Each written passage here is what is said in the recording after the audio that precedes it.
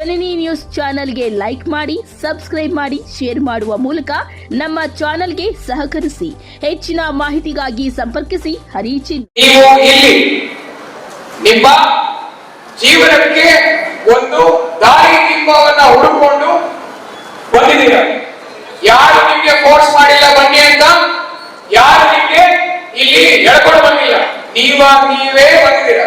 ಇದಾಗೋದು ಕೇವಲ ಯೂಟ್ಸ್ ಇಂದ. ಇದೇನಾದ್ರು ನಿಮ್ಮ ತಾತ ಅಜ್ಜಿಗೆ ಬರ್ತಾರ ಇಲ್ಲಿ? ನೀವು ಬೈಬಿಟ್ ಕಳಿಸ್ತಾರ ಅವರು. ಅದಕ್ಕೋಸ್ಕರನೇ ಈ ದಿನ ಇಲ್ಲಿ ಸೇರಿರುವ ಎಲ್ಲ ನನ್ನ ಪ್ರಿಯ ಮಿತ್ರರೇ ಹಾಗೂ ವೇದಿಕೆ ಮೇಲೆ ಆಸೀನರಾಗಿರುವ ಎಲ್ಲ ಗಣ್ಯರೇ, ನಿಮ್ಮ ಎಲ್ಲರಿಗೂ ಶುಭೋದಯ. ಈ ಒಂದು ಕಾರ್ಯಾಗಾರವನ್ನ ನಾವು ವರ್ಷ ರಾಯಚೂರು ಜಿಲ್ಲೆಯಲ್ಲಿ ಹಮ್ಮಿಕೊಳ್ತಾ ಬಂದಿದ್ದೀವಿ. ಈ ಕಾರ್ಯಾಗಾರದಲ್ಲಿ ನಾವು ಏನನ್ನ ಮೊದಲನೇದಾಗಿ ಮಾಡ್ತೀವಿ ಅನ್ನೋದ್ರ ಬಗ್ಗೆ ನಿಮ್ಮೆಲ್ಲರಿಗೂ ಒಂದು ಸಂಕ್ಷಿಪ್ತವಾಗಿ ವಿವರವನ್ನ ನೀಡ್ತೀನಿ. ಮೊದಲನೇದಾಗಿ ಈ ಕಾರ್ಯಾಗಾರದಲ್ಲಿ ಎಲ್ಲರೂ ಬಂದು ಇಲ್ಲಿ ಒಟ್ಟಿಗೆ ಸೇರ್ತಿದ್ದಾರೆ, ಹೌದಾ? ಇವಾಗ ಎಷ್ಟೋ ಒಂದು ಹಳ್ಳಿಗಳಿಂದ ಎಲ್ಲ ಊರುಗಳಿಂದ ಸೇರ್ಕೊಂಡು ಇಲ್ಲಿ ಬಂದಿದ್ದೀರ. ಇಲ್ಲಿ ಬಂದಾದ್ಮೇಲೆ ಒಬ್ಬರಿಗೆ ಒಬ್ರು ಪರಿಚಯ ಆಗುತ್ತೆ. ಮೊದಲನೇದಾಗಿ the first good thing that happens in this workshop is ನೀವು ಒಬ್ಬರಿಗೊಬ್ರು ಪರಿಚಯ ಆಗ್ತೀರಾ. ಈ ಪರಿಚಯ ಆಗೋದ್ರಿಂದ ಏನು ಅನುಕೂಲ ಅಂತ ನೀವು ಕೇಳ್ಬೋದು. ನಮ್ಗೆ ಕೆಲವರಿಗೆ ಒಂದು ವಿಚಾರ ಗೊತ್ತಿರುತ್ತೆ, ಮತ್ತೊಬ್ಬರಿಗೆ ಇನ್ನೊಂದು ವಿಚಾರ ಗೊತ್ತಿರುತ್ತೆ. ನಾನು ಇಲ್ಲಿಗೆ ಎಕ್ಸಾಂಪಲ್ ತಗೊಂಡ್ರೆ, ನಾನು ಒಬ್ಬ ಇಂಜಿನಿಯರ್, ನಮ್ಮ ಸಿಒ ಸಾಹೇಬರು ಫೈನಾನ್ಸ್ ಅಲ್ಲಿ MBA ಮಾಡಿದ್ದಾರೆ. ಸೊ ನಾವು ಇಬ್ರು ಒಟ್ಟಿಗೆ ಸೇರ್ಕೊಂಡಾಗ ನನಗೆ ಕೆಲವು ವಿಚಾರದಲ್ಲಿ ಹೆಚ್ಚು ಗೊತ್ತಿರುತ್ತೆ, ಸಾಹೇಬರಿಗೆ ಕೆಲವು ವಿಚಾರದಲ್ಲಿ ಹೆಚ್ಚು ಗೊತ್ತಿರುತ್ತೆ. ನಾವು ಒಬ್ಬರಿಗೊಬ್ರು ಮಾತಾಡ್ಕೊಂಡಾಗ ಏನಾಗುತ್ತೆ, ಅವ್ರಿಗೆ ಗೊತ್ತಿರೋದನ್ನ ನಮಗೆ ಹೇಳ್ತಾರೆ, ನಮಗೆ ಗೊತ್ತಿರೋದನ್ನ ಅವ್ರಿಗೆ ಹೇಳ್ತೀವಿ. ಆಟೋಮ್ಯಾಟಿಕಲಿ ನಮ್ಮ ಜ್ಞಾನ ಬೆಳೆಯುತ್ತೆ. ಈ ಒಂದು ಕಾರ್ಯಾಗಾರದಲ್ಲಿ ನೀವೆಲ್ಲ ಒಟ್ಟಿಗೆ ಸೇರ್ತೀರಲ್ಲ, ಸೇರಿದಾಗ ಒಂದು ಕಿವಿ ಮಾತು, ನೀವು ಯಾರ ಜೊತೆ ಇಲ್ಲಿ ಮಾತಾಡ್ತೀರಾ, ಯಾರ ಜೊತೆ ಡಿಸ್ಕಷನ್ ಮಾಡ್ತೀರಾ, ಅದು ಈ ಒಂದು ದಿನಕ್ಕೆ ಸೀಮಿತ ಆಗೋದು ಬೇಡ. ನಮ್ಮ ಒಂದು ಉದ್ದೇಶ ಇರೋದು ಅದೇ. ಏನು, ಹಲವಾರು ಜಾಗಗಳಿಂದ ಒಬ್ರು ಬರ್ತಾರೆ. ಒಬ್ಬರದು ಮ್ಯಾಥಮೆಟಿಕ್ಸ್ ಅಲ್ಲಿ ಮೇಜರ್ ಇರುತ್ತೆ, ಒಬ್ಬರದು ಜಾಗ್ರಫಿಯಲ್ಲಿ ಇರುತ್ತೆ, ಒಬ್ಬರದು ಪಬ್ಲಿಕ್ ಅಡ್ಮಿನಿಸ್ಟ್ರೇಷನ್ ಅಲ್ಲಿ ಇರುತ್ತೆ. ನಮ್ಮ ಒಂದು ಬೆಳವಣಿಗೆ ಎಲ್ಲಾ ರೀತಿಯ ವಿಚಾರಗಳನ್ನು ನಾವು ಕಲಿಬೇಕು, ನಾವು ತಿಳ್ಕೋಬೇಕು. ಏನಕ್ಕೆ ನಾವು ಸ್ಪರ್ಧಾತ್ಮಕ ಪರೀಕ್ಷೆಗಳನ್ನ ಬರೀರಿ ಅಂತ ಎಲ್ಲ ಹುಡುಗರಿಗೂ ಒಂದು ನಾವು ಗೈಡೆನ್ಸ್ ಏನಕ್ಕೆ ಕೊಡ್ತೀವಿ ಅಂದ್ರೆ, ನೀವು ಒಂದು ಎಕ್ಸಾಮ್ಗೆ ಪ್ರಿಪೇರ್ ಆದಾಗ ಪ್ರತಿ ಒಂದು ವಿಚಾರದ ಬಗ್ಗೆ ಓದ್ಕೋತೀರ, ಬೇರೆ ಯಾರಿಗೆ ಮಾಡೋದಿಲ್ಲ.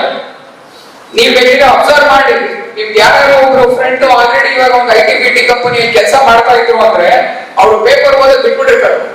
ಅವ್ರಿಗೆ ನೀವು ಇವತ್ತು ಯಾರು ನಮ್ಮ ದೇಶದ ಪ್ರೆಸಿಡೆಂಟ್ ಯಾರು ಅಂತ ಕೇಳಿದ್ರೆ ಅವನು ಹಿಂದೆ ಹೇಳ್ತಾನೆ, ಇವತ್ತಿಂದ ಹೇಳೋದಿಲ್ಲ. ಯಾಕಂದ್ರೆ ನಾವು ಸ್ಪರ್ಧಾತ್ಮಕ ಪರೀಕ್ಷೆಗಳಿಗೆ ಓದ್ಬೇಕಾದ್ರೆ ಪ್ರತಿನಿತ್ಯ ನ್ಯೂಸ್ ಪೇಪರ್ ನ ಓದ್ತೀವಿ, ಹಲವಾರು ವಿಚಾರ ಬಗ್ಗೆ. ಯಾಕಂದ್ರೆ ಆ ಸಿಲೆಬಸ್ ನೋಡಿದ್ರೆ ನಿಮಗೆ ಪ್ರತಿಯೊಂದು ವಿಚಾರನೂ ಕವರ್ ಇದೆ. ಅದರಲ್ಲಿ ಇತಿಹಾಸ ಇದೆ, ಭೂಗೋಳ ಇದೆ, ಅರ್ಥಶಾಸ್ತ್ರ ಇದೆ, ಮ್ಯಾಥಮೆಟಿಕ್ಸ್ ಇದೆ, ರೀಸನಿಂಗ್ ಇದೆ, ಪ್ರತಿಯೊಂದು ಇದೆ, ಹೌದಲ್ಲ? ಇವಾಗ ಯಾರಾದ್ರೂ ನೀವು ಒಂದು ಸಿಲೆಬಸ್ ನೋಡಿದಿರಾ? KPSC UPSC ಎಷ್ಟು ಜನ ತೆಗೆದು ನೋಡಿದಿರಾ? ನೀವಿವತ್ತೆಲ್ಲರೂ ಫಸ್ಟ್ ಹೋಗ್ಬಿಟ್ಟು UPSC ಮತ್ತೆ KPSC ಸಿಲೆಬಸ್ ನ ತೆಗೆದು ನೋಡ್ಬೇಕು. ನೀವು ಆ ಸಿಲೆಬಸ್ ನ ತೆಗೆದು ನೋಡಿದ್ರೆ ಅರ್ಧ ನೀವು ಗೆದ್ದಂಗೆ. ಯಾಕಂದ್ರೆ ಏನ್ ಓದ್ಬೇಕು ಅಂತ ಗೊತ್ತಾಗುತ್ತೆ. ನಮ್ಮ ಎಲ್ಲಾ ಸ್ಪರ್ಧಾತ್ಮಕ ಪರೀಕ್ಷೆಗಳಿಗೆ ಮೇನ್ ಒಂದು ಬರೋದು ಏನ್ ಓದ್ಬೇಕು ಅಂತ ಗೊತ್ತಿರುವುದಿಲ್ಲ. ಅದಕ್ಕೋಸ್ಕರನೇ ಈ ಕಾರ್ಯಾಗಾರವನ್ನ ನಾವು ಮಾಡೋದು. ಈ ಕಾರ್ಯಾಗಾರದಲ್ಲಿ ನಾವೇನ್ ನಿಮಗೆ ಆ ಒಂದು ಟಿಪ್ಸ್ ಟ್ರಿಕ್ಸ್ ಏನು ಹೇಳ್ಕೊಡೋದು, ನಾವು ನಿಮಗೆ ಮಾರ್ಗದರ್ಶನವನ್ನ ಮಾಡ್ತೀವಿ. ಎಂತ ಮಾರ್ಗದರ್ಶನ ನೋಡಿ, ಇಷ್ಟು ಜನ ಸಿಲೆಬಸ್ ನೋಡಿಲ್ಲ. ನೀವು ಯಾವುದೇ ಎಕ್ಸಾಮ್ ಬರೀತೀರಾ ಅಂದ್ರೂ ಮೊದಲನೇದಾಗಿ ಮಾಡ್ಬೇಕಾಗಿರೋ ಕೆಲಸ ಆ ಸಿಲೆಬಸ್ ನ ತೆಗೆದು ನೋಡ್ಬೇಕು. ಎಲ್ಲ ಎಕ್ಸಾಮ್ ಸಿಲೆಬಸ್ ಇದ್ದೇ ಇರುತ್ತೆ, ಹುಡುಕ್ಬೇಕಷ್ಟೇ. ನಮ್ದು KPSC ವೆಬ್ಸೈಟ್ ಅಲ್ಲಿ, UPSC ವೆಬ್ಸೈಟ್ ಅಲ್ಲಿ ನಿಮ್ಗೆ ಡೀಟೇಲ್ ಆಗಿ ಸಿಲೆಬಸ್ ಇದೆ. ಪ್ರಿಲಿಮ್ಸ್ ಏನಿದೆ, ಮೇನ್ಸ್ ಏನಿದೆ, ಇಂಟರ್ವ್ಯೂ ಏನಿದೆ, ಈ ಎಲ್ಲಾ ವಿಚಾರವನ್ನ ಅದರಲ್ಲಿ ಕೂಲಂಕುಷವಾಗಿ ಬರೆದಿರ್ತಾರೆ. ಆ ಸಿಲೆಬಸ್ ನೋಡಿಕೊಂಡು ನಾವು ನಮ್ಮ ಓದನ್ನ ಶುರು ಮಾಡ್ಕೊಳ್ಬೇಕು. ನಾವು ನೋಡಿದೀವಿ, ಅವ್ರ ಸಿಲೆಬಸ್ ನೋಡಿರೋದಿಲ್ಲ, ಏನಿಲ್ಲ, ಸುಮ್ಮನೆ ಏನೋ ಒಂದು ಓದ್ಕೊಂಡು ಗೈಡ್ ಬುಕ್ ತಗೊಂಡು ಓದ್ಕೊಂಡು ಹೋಗಿ ಎಕ್ಸಾಮ್ ಬರೀತಾರೆ. ದಯವಿಟ್ಟು ಆ ಕೆಲಸ ಮಾಡಬೇಡಿ. ನೀವು ಯಾವಾಗ್ಲೂ ಮೊದಲನೇದಾಗಿ ಮಾಡ್ಬೇಕಾಗಿರೋದು ಸಿಲೆಬಸ್ ನ ಓದ್ಕೊಂಡು. ನೀವು ಸಿಲೆಬಸ್ ನ ಓದ್ಕೊಂಡ್ರೆ ಯಾವ ಪುಸ್ತಕ ಓದ್ಬೇಕು ಅಂತ ತದನಂತರ ಬರುತ್ತೆ. ಅದಕ್ಕೆ ಮಾರ್ಗದರ್ಶನ ಇರೋದು. ಆ ಮಾರ್ಗದರ್ಶನ ಮಾಡೋದಕ್ಕೆ ಈ ಕಾರ್ಯಾಗಾರ ಇರೋದು. ನಿಮಗೆ ಸಿಲೆಬಸ್ ಗೊತ್ತಿಲ್ಲ ಅಂದ್ರೆ ನಾವು ಯಾವ್ದೋ ಒಂದು 4-5 ಪುಸ್ತಕ ಹೇಳ್ತೀವಿ ಅನ್ಕೊಳ್ಳಿ, ನೀವು ಆ ಪುಸ್ತಕಗಳನ್ನ ಹೋಗಿ ಓಪನ್ ಮಾಡಿದ್ರೆ ನಿಮ್ಗೆ ಏನು ಓದ್ತಾ ಇದೀವಿ ಅಂತ ಗೊತ್ತಿರೋದಿಲ್ಲ. ಈಗ ಕೆಲವು ಪುಸ್ತಕಗಳನ್ನ ನಾವು ಪ್ರಿಲಿಮ್ಸ್ ಅಷ್ಟೇ ಓದ್ತೀವಿ, ಕೆಲವು ಮೇನ್ಸ್ಗೂ ಓದ್ತೀವಿ, ಕೆಲವರು ಮೂರಕ್ಕೂ ಓದ್ತೀವಿ. ಅದನ್ನ ತಿಳ್ಕೊಬೇಕಲ್ವಾ ನೀವು? ಅದನ್ನ ಯಾವಾಗ ತಿಳ್ಕೊಂತೀರಾ? ನೀವು ನಿಮ್ಮ ಸಿಲೆಬಸ್ ಅನ್ನ ಕರೆಕ್ಟ್ ಆಗಿ ಓದ್ಕೊಂಡಾಗ.